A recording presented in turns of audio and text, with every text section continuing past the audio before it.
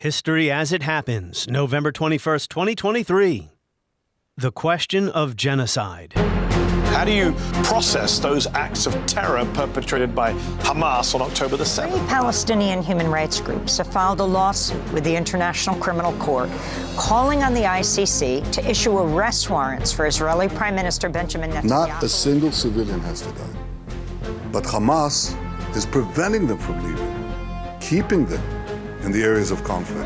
Free Palestine! Free Palestine! Is a crime! Free Palestine! Free Palestine! Politicians, activists, and some legal scholars say genocide is taking place in the Middle East.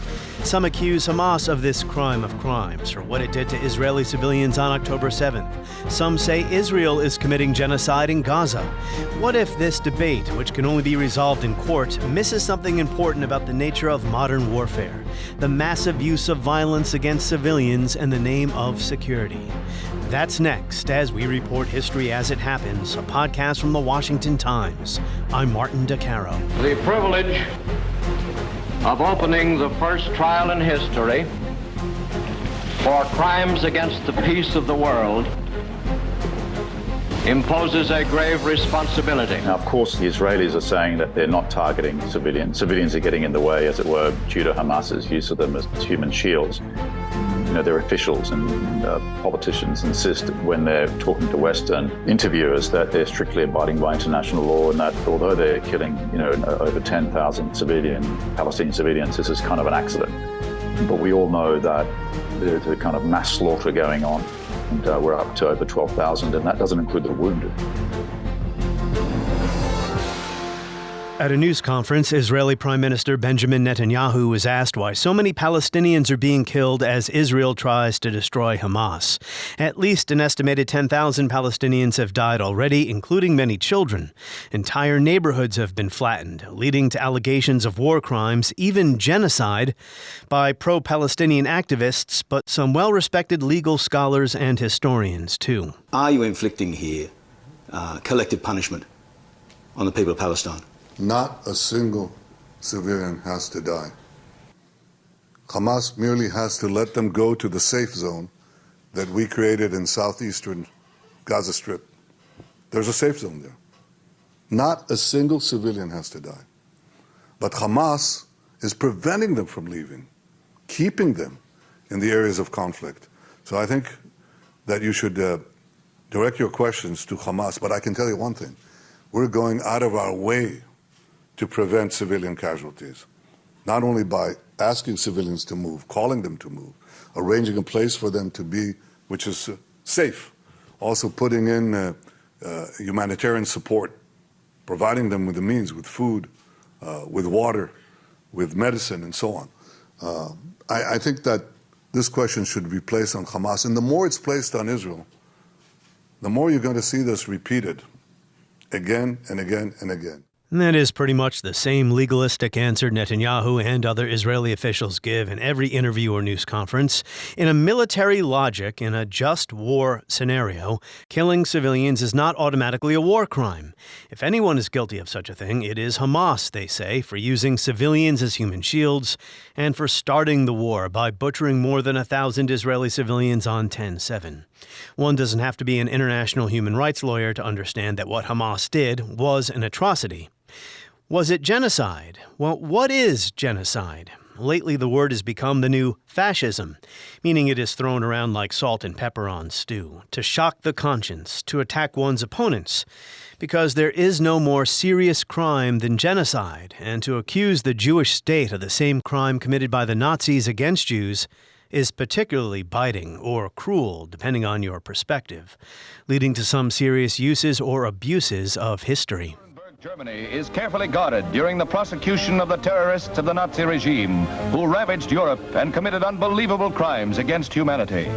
Brought before an international tribunal, the leaders of Hitler's Reich, including the still defiant Hermann Göring, the former number 2 Nazi Rudolf Hess, and ex-Foreign Minister von Ribbentrop face their accusers.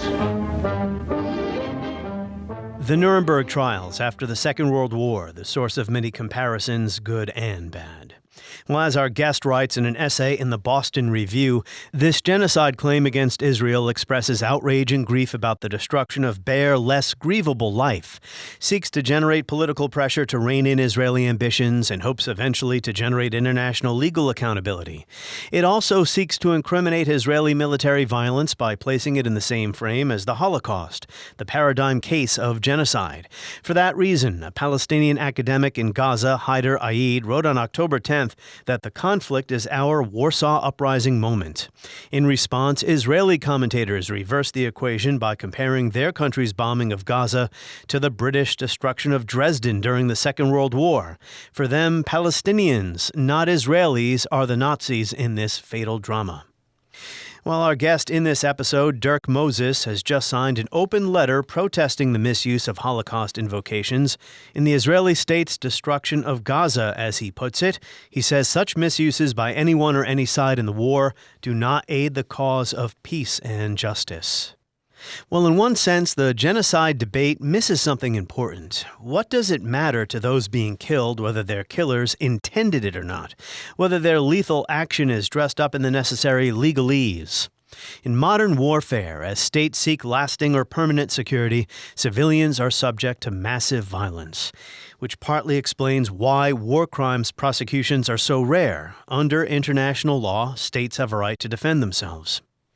Well, to see the consequences of this quest for permanent security, say by the United States after 9/11, undertaken with the justifiable aim of eliminating terrorist enemies. Remember, President Bush promised the war would be long and would target terrorists and the states who befriended them.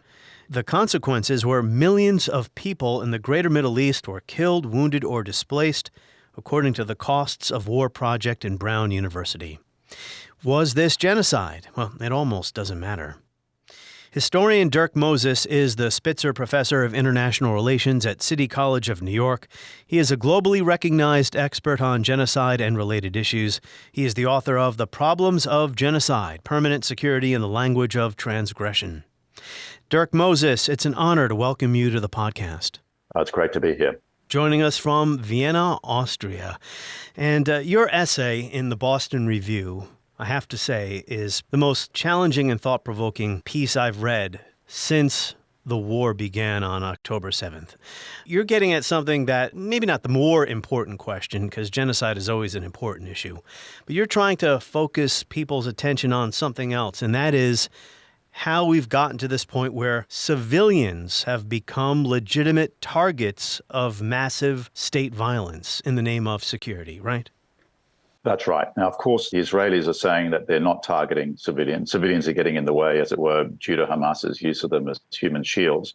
You know, their officials and politicians insist when they're talking to Western interviewers that they're strictly abiding by international law, and that although they're killing, over 10,000 Palestinian civilians, this is kind of an accident. But we all know that there's a kind of mass slaughter going on, and we're up to over 12,000, and that doesn't include the wounded. That's right. So casualties will be into tens of thousands. So this is a really catastrophic attack on a civilian population. But the way international law handles that is something that we'll need to discuss, because I think there are some troubling aspects to it which are not exhausted by the debate about genocide. And just morally speaking, when you're seeing these images come out of Israel and Gaza, it's so horrifying, and it does provoke an emotional reaction, right, from people. And that is often one of the uses. It's one of the uses of the term genocide. We're going to get into the different uses here as well. But why don't we start in the beginning? Genocide is a modern term. Raphael Lemkin coined it. He defined it in 1944 to be a legal term above all else. Talk a little bit about the background here. Why was this new term necessary? I'm glad you're asking an historical question, like why do we even have this concept? It's fairly new, as you say. Now, it was written for the first time in a book which was penned in 1943, but only published a year later for various copyright reasons in late 1944 by Raphael Lemkin, who was this Polish-Jewish emigre lawyer working for the U.S. government at the time. He was a guest professor at Duke University during the war. He felt that the Hague regulations, which were the international treaties from 1899 and 1907, which were the laws of occupation that had been agreed on by states to govern how one state occupies another when they're victorious in battle. The occupation period was that interstitial period during peace negotiations when sovereignty would be handed back or sovereignty would be yielded. Before the UN Charter, there was no law against conquest unless you're a signatory to the Briand-Kellogg Pact of the late 1920s, which was a treaty between America and France. Other people joined up, which was to outlaw war and effectively annexation and conquest. Okay. So when you did have war and one side lost, you had an occupation. And in the late 19th century and the early 20th century, so just before the First World War, many states in the world, we're talking here mainly European states and the US, because this was a world of colonial powers, they met in The Hague and agreed on how you run an occupation. And these are still the rules which partly govern the Israeli occupation of Palestinian territories. But of course, when these rules were formulated, occupations were imagined as temporary and short-term, not extending over decades, which they are today in the Palestine case. In any event, those rules were also not designed for a government like the Nazi regime, which was bent on the destruction of nations, rather than just, depredations of a civilian population during a short-term occupation, like, the German occupation of Belgium during the First World War. That's right. The difference with the Nazis was to erase countries from the face of the earth, absorb them into a greater Germany, and then also racial annihilation as well. Yeah, exactly. And so there was an intensive debate in the early 40s, when it was clear that eventually the Allies would win, right? And then we would have trials, like they had trials after the First World War, which were unsuccessful for various reasons. So they wanted, that is, trials of German war criminals and Turkish war criminals or Ottoman war criminals, right? So there was a debate about, let's have trials, but who's going to run the trials and what law will we use? The consensus started forming among smaller nations, as it were, those occupied by Nazi Germany. So we're talking about their governments in exile in London and, legal attaches and so forth, and many emigre academics like Lemkin, although he wasn't in London, he was in the US. They engaged in an intensive debate about what law would we use, because you can't just make it up, okay? You need precedents. And who would run these trials? Now, I'm not going to get into the details of this now, but Lemkin was contributing to this debate by suggesting that we augment the Hague regulations by adding in the term genocide as a synonym for the destruction of nations. And this failed at the time because he wanted to make it an indictment in the Nuremberg trials. So the International Military Tribunal, which was the formal name for the trials, had a charter, the London Charter, and it ended up listing 3 counts. Crimes against peace were above all, which was in a war of aggression. That was the number one crime by the Nazis. Then you had crimes against humanity and war crimes. Now, under war crimes, genocide was listed as sort of one of them. They sort of listed things that you could do that would constitute a war crime. But it wasn't one of the main indictments, and Lemkin was deeply disappointed by that. And because crimes against humanity were linked to the aggressive warfare, superarching crime, it meant that at Nuremberg, they didn't prosecute Nazis for crimes committed against German Jews before the war. So, these were German citizens, obviously. And the result was that the Nuremberg principles didn't criminalize a state persecuting its own civilians outside wartime. And the reason that the tribunal agreed on this or settled on this was because the Americans, the British and the Soviets and the French who wrote these tribunal laws or rules didn't want to set a precedent of an international tribunal passing judgment over the internal affairs of a state during peacetime. Because the Hague regulations were about military contexts, right? It was about the outcome of war. Because as the Americans said, we have a quote unquote race problem, Jim Crow, lynching and so forth, and we don't want an international tribunal or a court passing judgment on us. The Soviets didn't want anybody talking about what they were doing to their population. That was all in very recent memory. And the British Empire didn't want meddling in their empire during, national liberation struggles. So crimes against humanity was very limited in its effect. So a month after the outcome of the Nuremberg trials in late 1946, the General Assembly of the United Nations passed a resolution saying we need to plug this gap about destruction of nations in peacetime in general with a new law, a new convention known as genocide. And so Lemkin's concept was revived after having been effectively ignored or failed its first attempt. People often forget this. And it was small nations in the General Assembly which pushed this through. The Americans didn't oppose it because they understood that they wanted to sort of be on the right side of history. But the British and the French were not happy about this. They wanted to stick to the Nuremberg principles. And the Soviets weren't happy about it either. So after the General Assembly passed a resolution in favor of a law or a convention or a treaty on genocide, various committees of the United Nations during 1947 and in 1948 wrangled about what this definition would be. How do you turn Lemkin's very broad definition of genocide, the destruction of nations, which included what we would now know as cultural genocide, into formal legal definition? And in the end, they really narrowed it down considerably. That's the law that we have today. It was imported into the International Criminal Court definition, the Rome Statute. Now, I'm going to go over the UN Convention right here, but thank you for reminding us that, yes, the Nuremberg trials were less about the Holocaust and more about waging aggressive war. So that's important. So here is the convention. Genocide means any of the following acts committed with intent to destroy, in whole or in part, a national, ethnical, racial, or religious group as such. Yeah. Killing members of the group, causing serious bodily or mental harm to members of the group, deliberately inflicting on the group conditions of life calculated to bring about its physical destruction in whole or in part, imposing measures intended to prevent births within the group, and forcibly transferring children of the group to another group. I mean, some of that's going on in Ukraine right now. Russia's been accused of taking Ukrainian children back across the border. But the key words here are intent and as such. Intent to destroy. Intent to destroy. Yeah. And as such. And to critics of this definition today, it's just too narrow. They look at what's happening in Gaza and they see 11,000 deaths, many more to come, and we're quibbling over definitions. I mean, people are dying. Yeah. How do you approach that problem?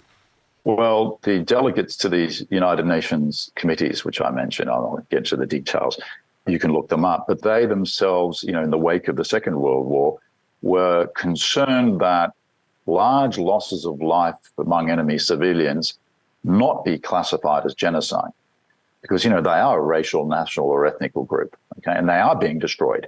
For example, in the atomic bombs on Nagasaki and Hiroshima, and the massive loss of life among the German civilian population by Allied bombing. Now, of course, the Germans started it with their bombing of London and so forth, but the Allies perfected it with their greater air power by the end of the war. They fully embraced the doctrine of strategic bombing. Yeah. Yes, and they were very concerned that the definition not include that. And so a distinction was made between military logic and genocidal logic. So a military logic is destruction of the enemy for the sake of victory. So, you destroy the enemy targets, which can include civilians collaterally, and we'll get to that question, in the service of a military victory. But that stops when you win. Whereas a genocidal logic is attacking national, ethnic, and religious group. That's where the as such comes in, just because they're members of that group. It's an end in itself. And it continues until you destroy it in whole or in part. Okay? So you can see the logics are different in theory, right? But the outcome is, and this is what I'm interested in, the outcome for civilians is very similar. It's like you're dead. You're being killed in massive numbers. And this or is where you the can't politics, thrive. Your society can no longer thrive because of so much damage that has been done to it. Yeah, but genocide has this sort of stigmatic aura because its archetype or ideal type is the Holocaust. It was passed in the wake of the Holocaust, although that was not a term that was used in the late 40s, among the delegates. They talked about the persecution of the Jews and by the Nazis. I mean, everybody was well aware of what the Germans had done. By the time the delegates were deliberating in 1947, there'd been newsreel footage shown throughout the world of the liberation of the concentration camps, in which, there were piles of bodies being bulldozed into pits and so forth. I mean, shocking imagery. A lot's been written about that now. And there was a sense of shock that this had been allowed to happen, and the Nazis, represented the ultimate barbarism. And genocide the delegates thought, was meant to capture that, and not what the Allies had done in defeating the Germans, which included killing a fair few of their civilians. Okay, So the genocide concept was meant to, as I said, distinguish between military violence, which can result in many civilian casualties, they acknowledge, and genocidal violence. Now, this distinction in the fundaments of international law, at least in relation to these issues, has meant that, for example, when we talk about the Gaza situation, proponents of Israel, advocates of Israel, and many international lawyers who are just legalistic will say, well, yeah, this is all very tragic and unfortunate what's happening to the civilians, but this can't be genocide because it's driven by military logic, and the Israelis will stop once they win. The genocide concept is clearly being used in two ways by Palestine advocates. One is just as a synonym for mass murder and mass killing of Palestinians. Yeah, it's meant to shock, call people to action, try to pressure. The term people used throughout the 19th and 20th centuries, this shocks the conscience of mankind or humanity. This kind of language appears again and again in humanitarian treaties and rhetoric. But then there's also the legalistic aspect, and there are now lawsuits flying around in various countries indicting or accusing leaders, not of Israel, but of America and other countries, of aiding and abetting genocide. One of the obligations for signatories to the Genocide Convention is to prevent genocide. I mean, that's in the title. And then you're getting into the law, and then we need to talk to qualified international lawyers to get into the weeds. But what they do when they make that case is they point to the now many statements by Israeli politicians, military leaders, and people in the press, which are quite exterminationist. You know, we need to wipe Gaza off the map, or we use biblical tropes. When you look at the verses in the Bible, talk about extermination to the last man, woman, and sheep or goat and that kind of thing. That's usually for Israeli consumption. It's in Hebrew. It is meant to gesture to the outrage and trauma in the Israeli population about what happened on the atrocities by Hamas on the 7th of October.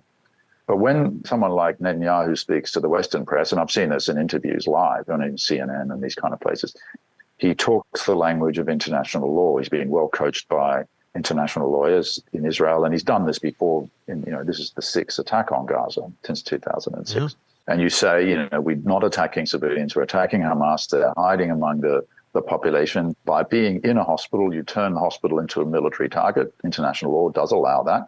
The attack then needs to be proportionate, and that's where we get into the weeds of, well, how important is this military target? If there is a Hamas commander, in a marketplace, can you lob missiles into that marketplace and kill 400 people? That can only be determined post facto by a court if you manage to put someone on trial. Yes. It's not something that I can pronounce on. I watched Netanyahu's interview on Meet the Press. He brought up World War II. He said the Allies in the Second World War, he said, killed millions. It wasn't millions, it was hundreds of thousands, but we're still talking about a large loss of life. And it was a just war scenario when the Allies bombed German and Japanese cities. It's like in World War II, the Allies are fighting the Nazis, okay? Chancellor Kohl of Germany said that Hamas are the new Nazis. So imagine now, the Allies are fighting the Nazis. They've invaded France after they were attacked by the Nazis. They go into the cities of Germany. Obviously, the Nazis are fighting within civilian quarters, and civilians get killed. In fact, many of them were killed. Millions were killed. Now, who do you protest against? Well, do you protest against the Nazis, or do you protest against the Allies? To your point about legal scholars now weighing in on this as well, and how some have pointed to maybe not what Netanyahu is saying because he's using legalisms in these interviews, but what others have said. In Jewish Currents, Roz Siegel, who you linked to in your excellent essay in Boston Review, Siegel does quote Israel's Minister of Defense, Yoav Gallant. We are imposing a complete siege on Gaza. No electricity, no food, no water, no fuel. Everything is closed. We're fighting human animals, and we will act accordingly. Yeah, that's one of those quotations I was referring to. Yeah. I don't know if that's evidence of genocide. I don't know. I really don't know. I've actually debated this with Raz. He sent me a draft of, we're all friends. He sent me a draft of this essay beforehand, and I said, I'm not sure I would use the term a textbook case of genocide, which is his term. And neither of us are international lawyers in the end. If this is a case of genocide, it's one that would be not textbook, but one that would expand the remit of what genocide is like legally. But one needs to look at the outcome of the ad hoc international tribunals for Rwanda and the former Yugoslavia, which wrapped up quite recently and went on for decades, trying the perpetrators in those genocidal campaigns. And it was very difficult to prove. And most of the people who were put away were prosecuted for war crimes and crimes against humanity, which are much easier to prove because you don't have the intent requirement. And there have been very few genocide convictions. Yeah, exactly. I mean, that's the point of the Genocide Convention as I see it. The reason it was defined so narrowly in the 1940s, the late 40s, was precisely because states wanted to reserve for themselves the ability to put down internal rebellions and external threats. So enemies, whether internal or external, in really brutal ways and not be accused of genocide. People understood this was the crime of crimes as it's become to be known. And we want to be able to engage in this sort of very nasty form of military conflict and get away with it. War crimes don't have the same stigma as genocide, although, I think that's a problem. I think war crimes ought to have the same stigma as genocide. But there's more going on, say, in this case, precisely because Holocaust memory is elemental to the Israeli self-understanding of who they are as a state, to prevent another Holocaust, right?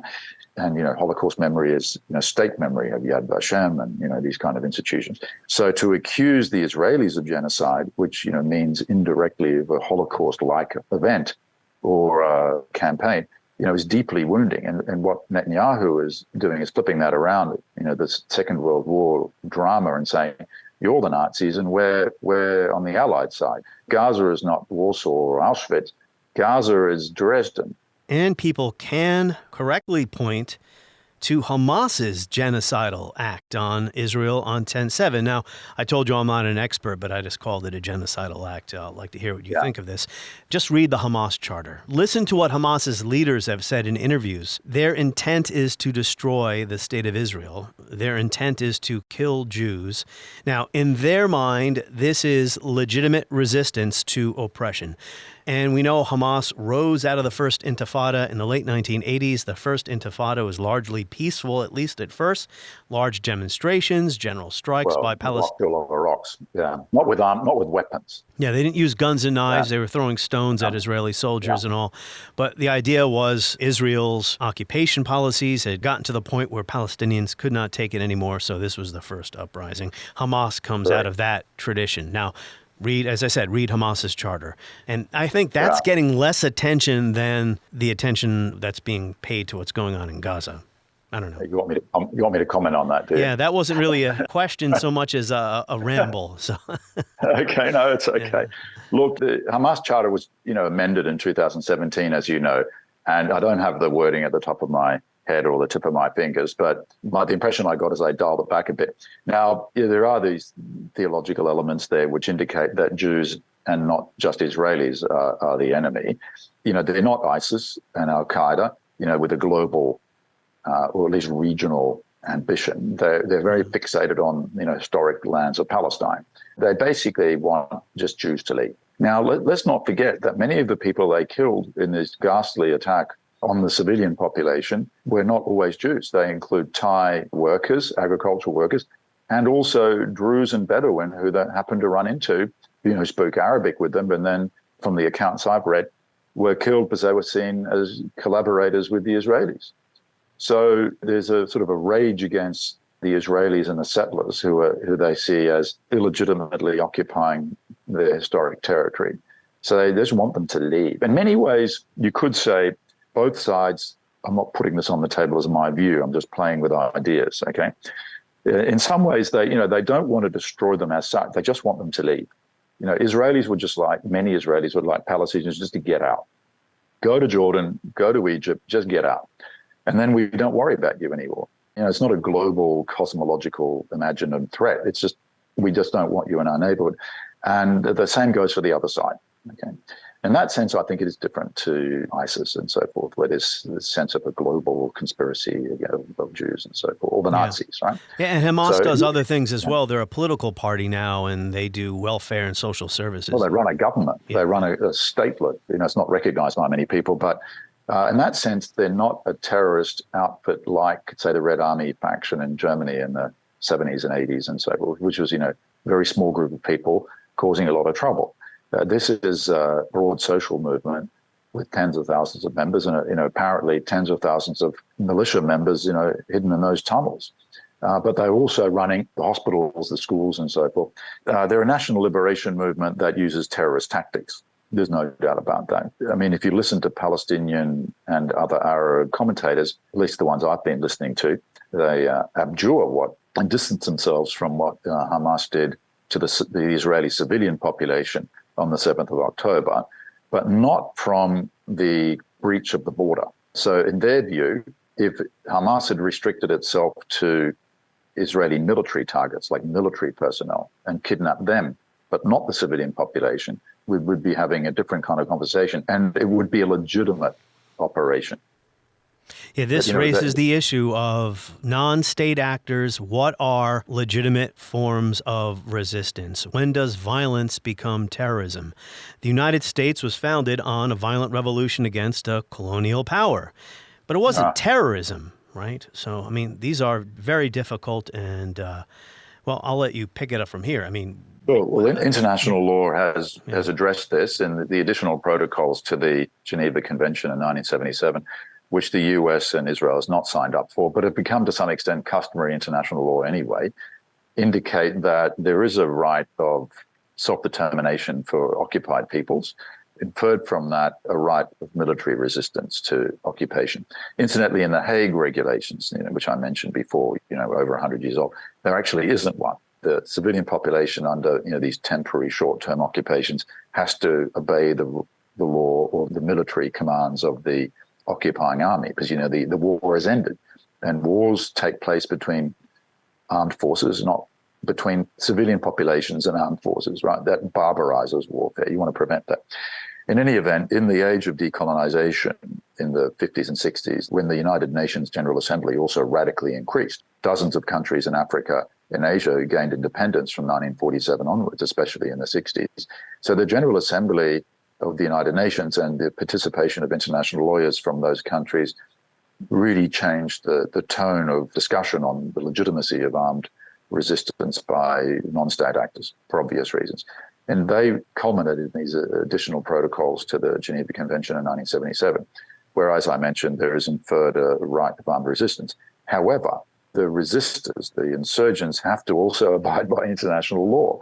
And that means the principle of distinction between civilians and combatants needs to be observed. And Hamas never does that. When they send missiles into Israel, they're by definition indiscriminate. The indiscriminate bombing of civilian areas is not allowed by anyone, whether state or non-state actors. I mean, that's one thing that's been leveled at the Israelis now, is that however much you might justify each of these missile strikes, and there are over 10,000 now, when you have casualties to this extent, there's no way they can be discriminate. So, but that's a separate debate. And taking of hostages is in all circumstances illegal. When it comes to the application of state violence against an external or internal enemy, non-combatant status is no protection from being killed. A word about the doctrine of strategic bombing that was embraced by the United States and the UK in the Second World War.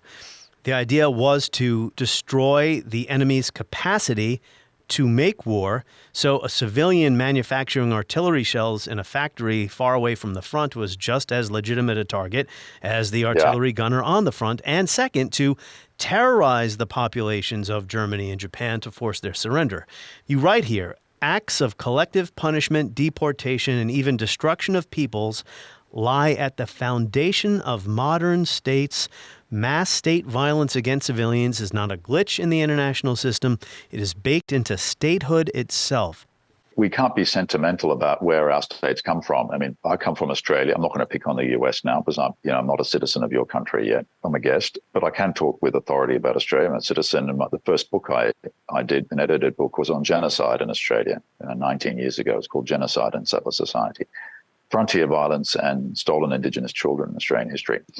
Working on this issue made clear to me that settler colonies like Australia are founded on the expropriation and large-scale destruction of the original owners. I mean, that's the point of settler colonialism. You're not there to exploit people's labor, let's say the Native Americans or the Indigenous Australians.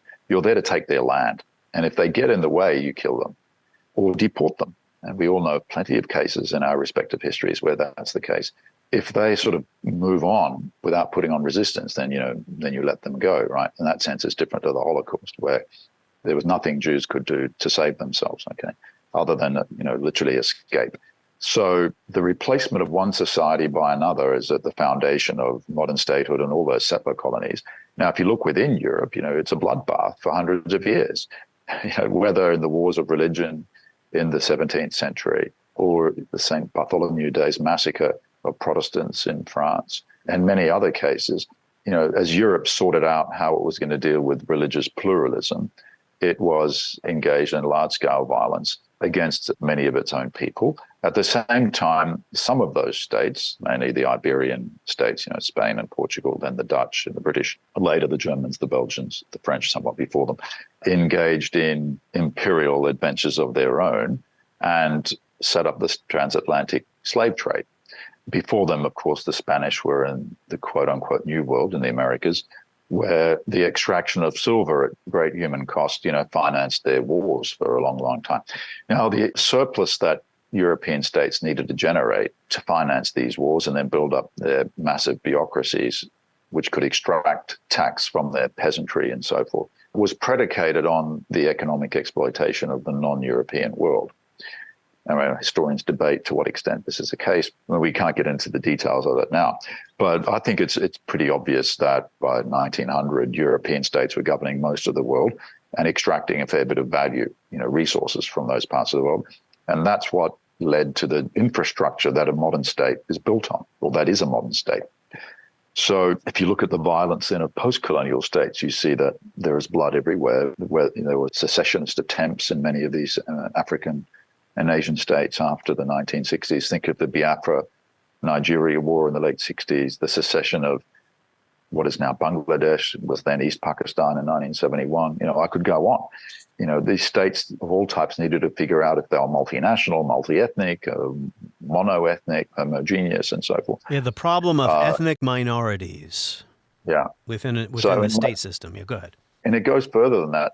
That minorities are seen as a problem is really a creation of nation states.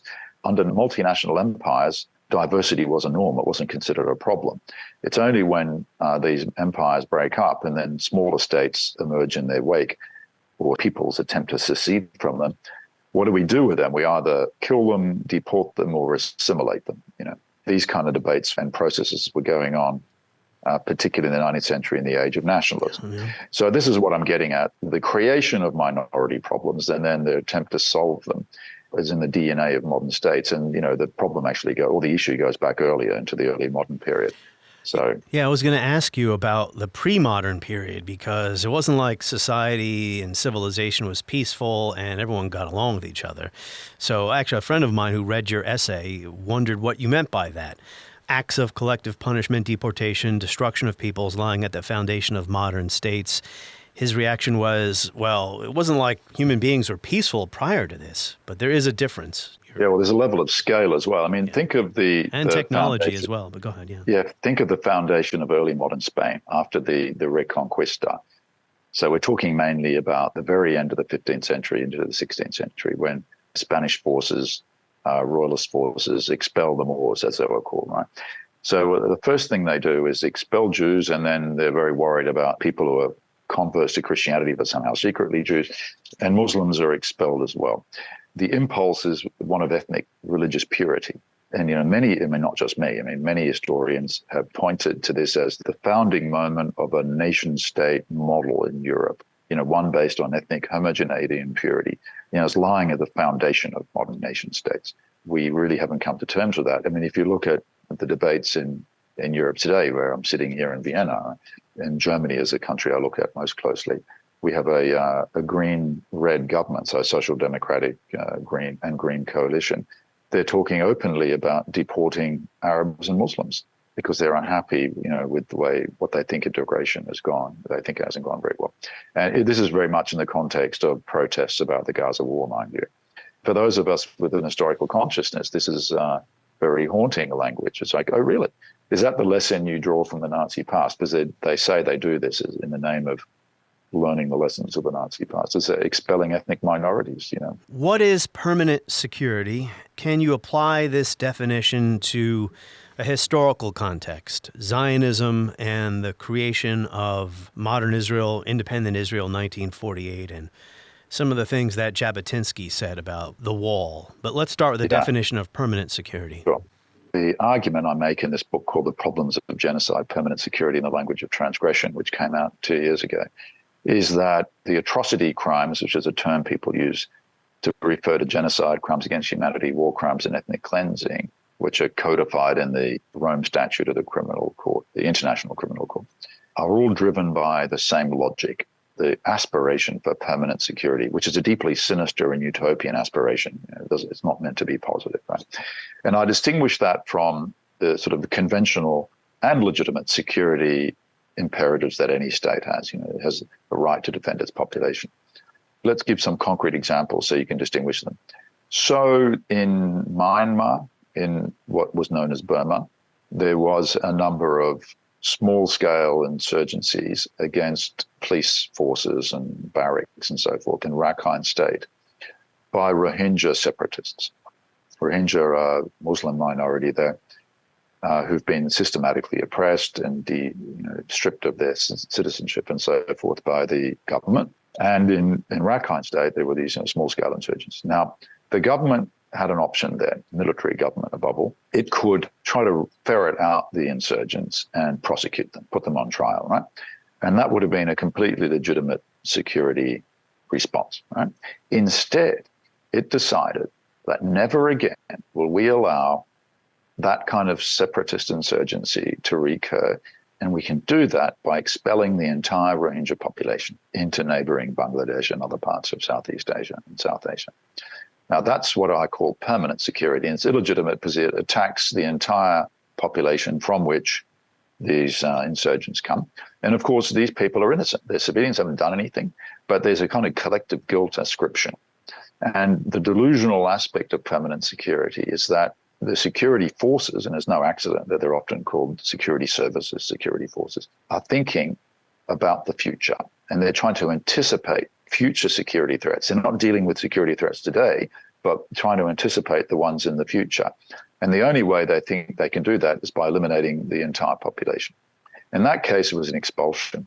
You had a similar scenario a little earlier in China, in Xinjiang province, where there's a large Turkic Muslim population known as the Uyghurs, sometimes called Uyghurs, but apparently that's not the right pronunciation. And there was in 2011 some small uprising, several hundred Han Chinese were killed. Chinese talked about this as their 9/11, and they utilized the sort of war on terror rhetoric from the Americans to justify a major crackdown on this population group. And rather than engage in expulsion, they engaged in incarceration.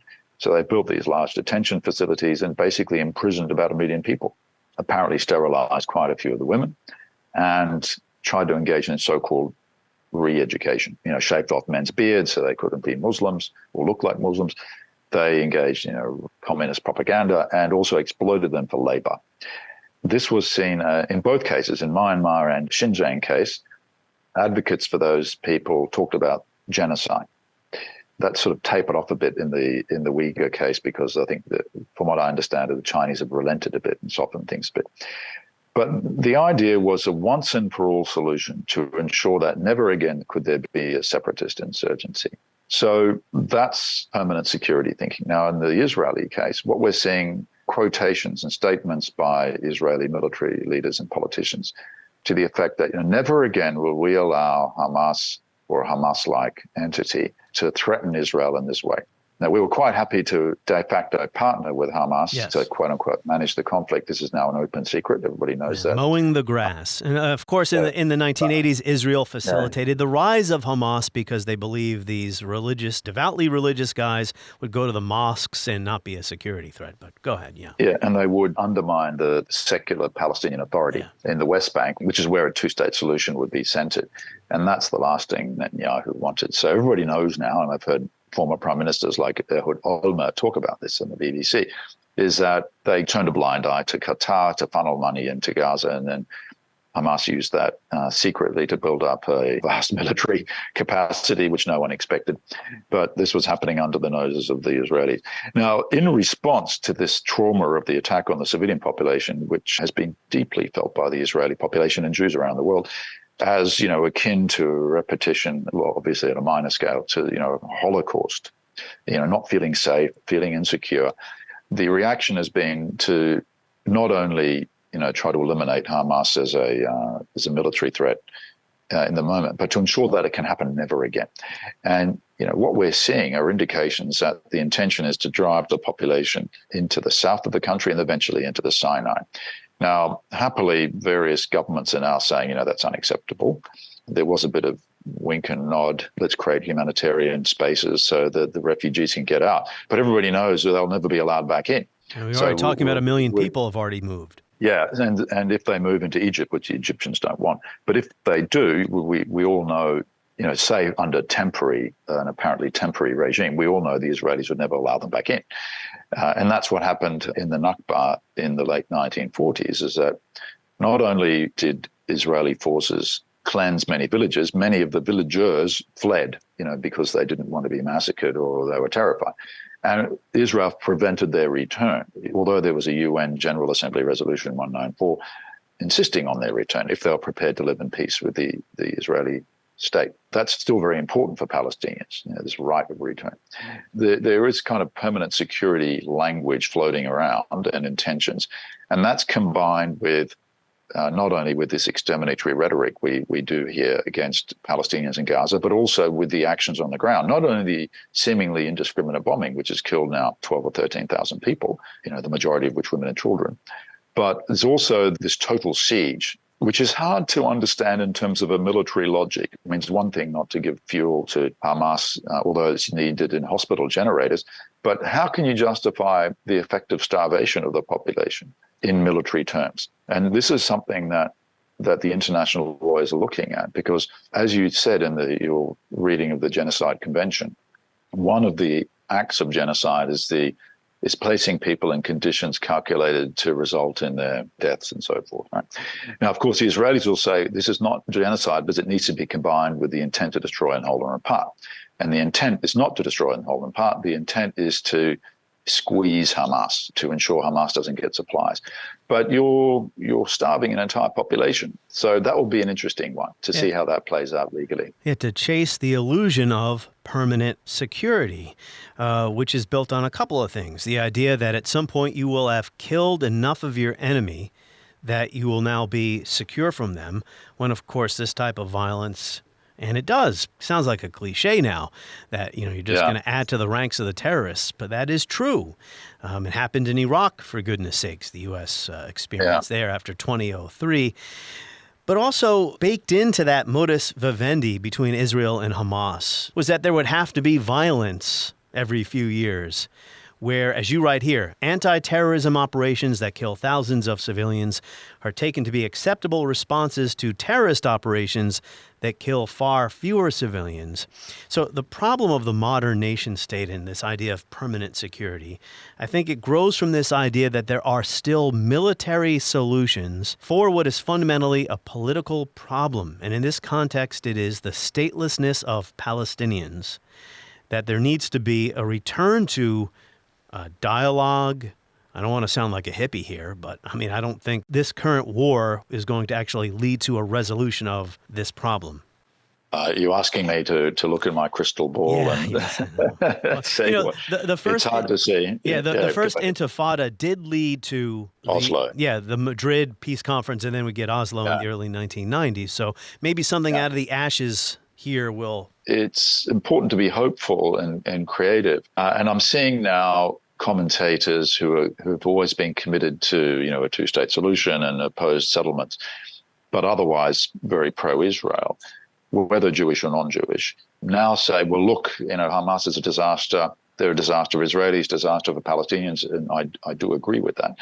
We need to give Palestinians another option, because one thing we haven't talked about is the reign of terror on the West Bank now, where you have active cleansing of villages not by the state, but by armed settlers, with the soldiers just looking on.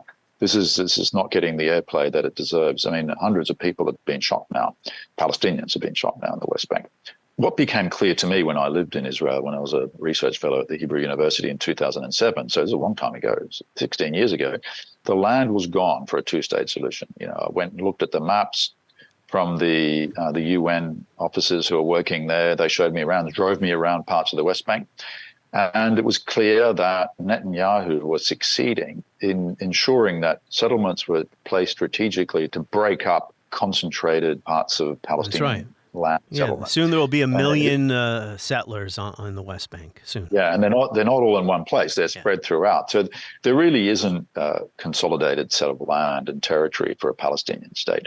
There is effectively one state from the river to the sea. It's governed effectively by Israel. Parts of it are subcontracted to the Palestinian Authority. There was a kind of wink and nod arrangement with Hamas until very recently. And what's going to happen to Gaza now is an open question. The extremists running the current Israeli government seem to be using the cover of this crisis to realize their fantasy of complete recovery of the West Bank, or as much as possible of this historic biblical territory, by driving off Palestinians into Jordan. That's always been their dream. At least as many as possible, so that those that remain, an insignificant minority, and just kowtow to the new status quo. I mean, you saw the interview with a settler and a settler advocate from the West Bank in the Atlantic. The New Yorker, or the Atlantic, or the New Yorker. But no, I know what you mean. Yeah. Yeah, she's quite open about this aspiration, and it echoes what I've read and seen over the years. So there is no two-state solution, and everybody who concerns themselves with this problem or this issue knows that. Okay. Yeah. But it's still the diplomatic consensus. How this effective one state is ruled in a non-apartheid way, that's the language used by United Nations NGOs, including Israeli ones, right? Because we have different sets of laws for different people, and it's very hierarchical. And that's what the international lawyers are saying. If we want to avoid that, how do you give equal rights to everyone without jeopardizing people's sense of safety? And this goes back to the security issue, right? Civilians have a right to their security, but one people's security can't come at the expense of another's insecurity. And that's what you've got in this situation. Man. That's the conundrum that we're faced with. I understand you interviewed Ian Lustig. Yes, I did. I was just actually about to bring him up about a point he made historically. Israel has faced this problem since its founding in 1948 of how do we secure our state when we are in fact surrounded by people who had tried time and again to destroy us. Now, there was finally peace with Egypt, for instance, in 1978 after all those wars. There's still no peace with Hezbollah, right, which came out of the 82 invasion of Lebanon. There is peace with Jordan. There is no peace with Syria or Iran, etc. But anyway, maybe we'll wrap up with Jabotinsky, because you mentioned Ian Lustig, and this is what Ian brought up with me when I interviewed him. What Jabotinsky observed at the time was that if the shoe were on the other foot, we, meaning the Zionists or the Jewish immigrants, would never stand for something like this. And he said at the time that, and you quote him here in your piece, Zionist colonization must either stop or else proceed regardless of the native population. He said other things to the effect that we can expect nothing but violent resistance based on how we're treating the Arabs. Yeah, so, Jabotinsky, who hailed from Odessa, which is now Ukraine, was the leader of the revisionist wing of the Zionist movement, which was unhappy with the way the mainstream Zionists, for want of a better word, had agreed to the diminution of the land that the League of Nations was going to give to mandate Palestine and then the future Israeli state, because it included Transjordan. And if you look at the maps of the revisionist logos, they include both sides of the river, what is Jordan as well. So they wanted to revise those boundaries and decisions, hence the term revisionist. But unlike the Zionists like Ben-Gurion and so forth that he was contesting, who were socialists and who thought that they could come to terms with the Palestinian population by promising them modernity and development and so forth, he said, no, these are indigenous people, and we look at the record of world history like the Native Americans and so forth, or the Red Indians, so he used that kind of language. They will fight to their death to maintain their land, and they won't be bought off with promises about development. And they will do so cruelly, and this is a threat for us. I mean, racist as his language was, which is typical for everyone, Europeans at the time, he did dignify indigenous resistance with sense of attachment to the land, which he admired. As the old Aztecs felt for ancient Mexico, the Sioux for their rolling prairies. Yes, exactly. There's a certain dignity in that romance, right? So they love the land as much as we want it. So there's no compromise here. It's a zero-sum demographic game. But we're the minority at the time. People forget that, around that time, Jews were like 10 to 15% of the population, right, of Mandate Palestine. This was an overwhelmingly Arab majority place, among whom were Palestinian Christians. People forget that, but they were also a small group by comparison. He said we need an iron wall to protect us or to impose ourselves on this population, and by which he meant that emigration or migration to Palestine continued. It was the big migration question, right? But how else would the population grow, the Jewish population? And the British needed to enforce that because the British were the trustees. I mean, they were known as the mandatory authority, but we're talking about a trust authority, right? So we needed to look to the British to keep the Arabs down to it, so we could allow migration against their resistance. So in other words, you allow a minority population of recent migrants to continue to grow against the wishes of the vast majority of the population. And Hans Cohen, another Zionist that I finished the essay with, who hailed from Prague and then became a professor at City College eventually, where I work in the history department, a very important historian of nationalism. He witnessed or was present during the terrible massacre of Jews in Hebron in 1929. And he saw this as a colonial uprising. And he saw that this was inevitable in this kind of colonial style scenario that was being played out. So unlike Jabotinsky, though, he said getting the British to be the Iron Wall, or then eventually our own Iron Wall, just result in further cases of Hebron. And then the reprisal killings, which are a lot bigger in the end, as we're seeing now in the case of Gaza, is tenfold, right? And so he opted out. He left. Now, his preference would have been to stay, and he had a vision of Zionism where there was coexistence among Arabs and Jews rather than the attempt to dominate. For many people, Hans Cohen is a kind of humanistic hero. Now, others would say he's naive. You have to impose a military solution on the Palestinian Arabs because they will resist. Now, it is true, they will resist being, like any people would, as Jabotinsky observed, being converted from majority to a minority, right? This is like human nature. That resistance continued into the 1930s. And then when effectively civil war broke out among Jews and Arabs and the Mandate in later 1947, as the British started to withdraw. And this is before the invasion of Arab forces in May 1948. So there's kind of a low-intensity civil war going on in late 47 and in 1948, yes, before the input of Arab states. There was violence on both sides, but and Arabs were fighting each other as well, too. They were not unified. Yeah, and there was no organized military force in any meaningful sense, because they'd been defeated in the Great Revolt in 1939 and the leaders exiled and so forth. So, we could go into detail in another program. So, in any event, the Zionist forces, it wasn't Israel yet until May, were in the end better resourced, had better weapons and prevailed. The Palestinian majority was then expunged, in what we now know as the Nakba, and have been dealing with that ever since. And that hasn't gone away. Now, one reason Gaza is such an open sore for everyone is because it's a mainly refugee problem. The people in Gaza are not from Gaza. They're from just across the border where these kibbutzes are, which were attacked, okay? And there are people in Gaza who are still alive, who were born in those villages. Fewer, obviously, right? And their kids want to go back, at least have the right to go back. So it's rare is the case in world history where you have a refugee population just across the border. I think Westerners are naive when they say, why can't Gaza just become Singapore? Why don't they just stay there and be happy? Why is there this desire to return? It's like, well, they're not from there. I'm not here advocating for anyone. I'm just pointing out analytically, why are there problems? So that is a problem that hasn't been addressed. And Hans Cohen's view was that, ethno-nationalism is a problem here. He made a distinction between civic nationalism or Eastern and Western nationalism. Well, Eastern nationalism was a negative thing. He called this integral nationalism. It was ethnically based, a people have a state and a state for a people, but no mixing. And he admired Western European or French or civic style nationalism, where if you were a citizen, regardless of your ethnicity, and you obeyed the rules, then you were a full member of the state. That was, in a sense, his vision for what Palestine and Israel could be. Early 19th century America, why won't these Indians, why can't they just be happy on the other side of the Mississippi River? Well, because they're not from there. I never thought of that, but I guess it's the same kind of thing. Yeah. On the next episode of History as It Happens, we're going to take a break from the depressing news coming out of the Middle East.